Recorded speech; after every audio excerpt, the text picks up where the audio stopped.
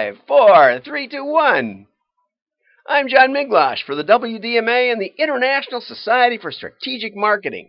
I did that like on the dot. I pat myself on the back. Next week is my anniversary of my 1 year starting 10 at 10. Heaven help us, haven't missed a day yet. And I get a lot out of this. I hope somebody else does. On that note, let's dive right in. Okay, first I want to mention that we got a webinar next week, Wednesday, the 28th of August, and we're going to take some time to talk about this concept of AI ROI in 90 days guaranteed. Even if you're a big company with never done mail, just do TV and digital and whatever, as long as you've got a few, maybe 100,000 customers that have bought from you in the last 12 months. If you don't have that, it's a little tough. We may not be able to take you on. Retailers, a little tough if you can't tell what's going on, but we can help, but we may not be able to do it in 90 days. I'm just saying. But anyway, let's talk about Tom Fishburne. Our ad strategy, creative is a mess. Our strategy is confusing. Our products are obsolete. Our customers are fleeing, and our sales are in free fall. Don't worry. Our agency said we can fix anything in post. And Tom's point here, I wait for Tom to make his point because sometimes you can see his cartoons and you can't see the point. In an advertising shoot, we often hear someone say, well, fix it in post.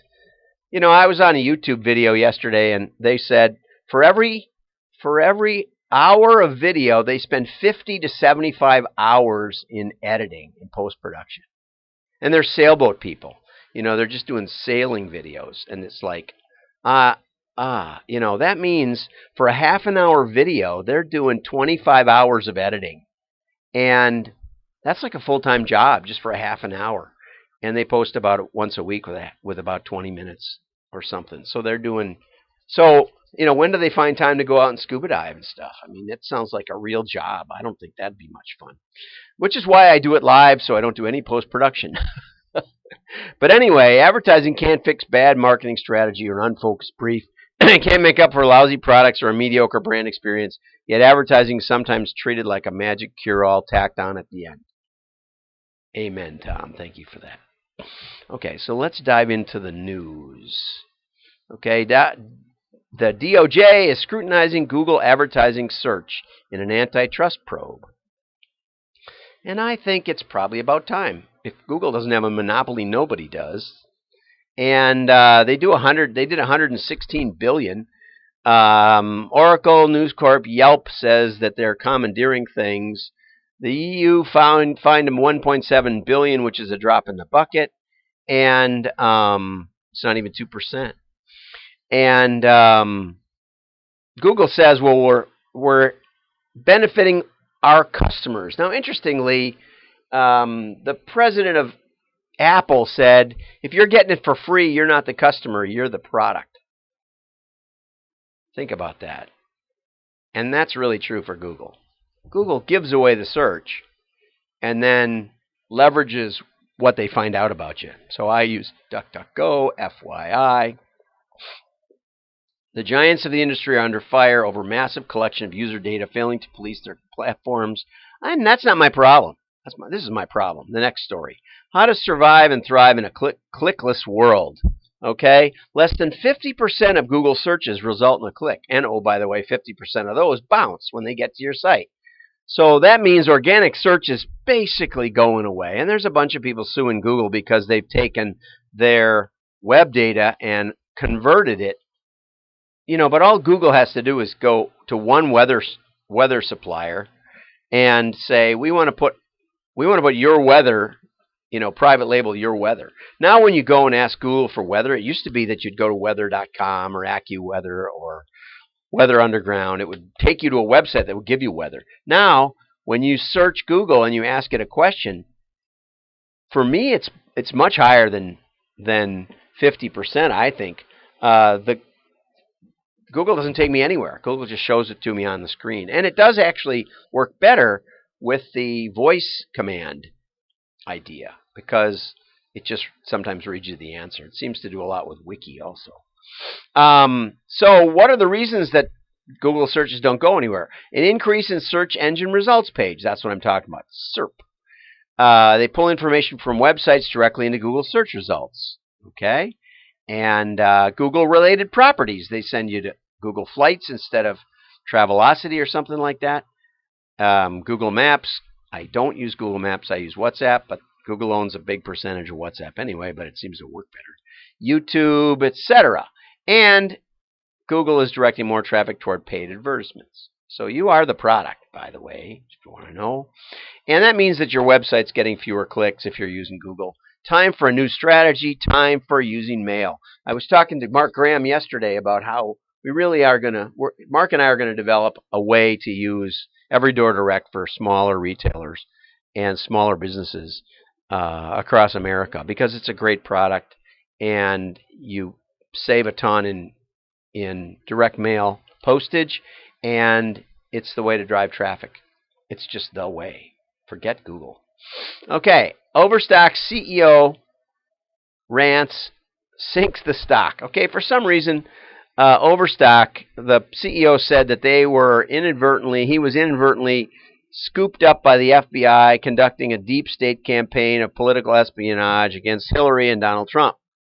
No one really has any idea what he was talking about, but he cleared his conscience and his stock fell by more than 36%. What does this tell you? It tells you that CEOs basically report to the shareholders. Because if the shareholders don't like what they're saying, you'd rather see me, wouldn't you? Even though we have that subliminal thing going all the time. Okay. So they vote for their feet. The real customers are the shareholders, FYI. Now, this was big news. It's all over, getting all kinds of clicks. I got to turn that thing off on LinkedIn because everybody's clicking on it saying, "Oh yeah, the CEOs have had the CEOs on the Business Roundtable have had an attack of conscience, and they decided that they are not just accountable to shareholders, but they're accountable to stakeholders. Stakeholders, note, don't have any stake in the company per se. No equity, no long-term responsibility, no nothing. Okay, and haven't invested in it. Okay, you can say maybe the employees have, and maybe we bought something. But I don't think about it the same as an investment. Okay, so Business Roundtable was founded in 1972 and has lobbied against consumer protection, lobbied against labor law reform, lobbied for reduced corporate taxes, and letting foreign investors in more liberally. But now it's decided that, right, in 1997 it said the paramount duty is to shareholders. 2019, we deliver value to our customers, investing in our employees, dealing fairly with our suppliers. I like all these things, and generating long-term. But they decided that the shareholders are last.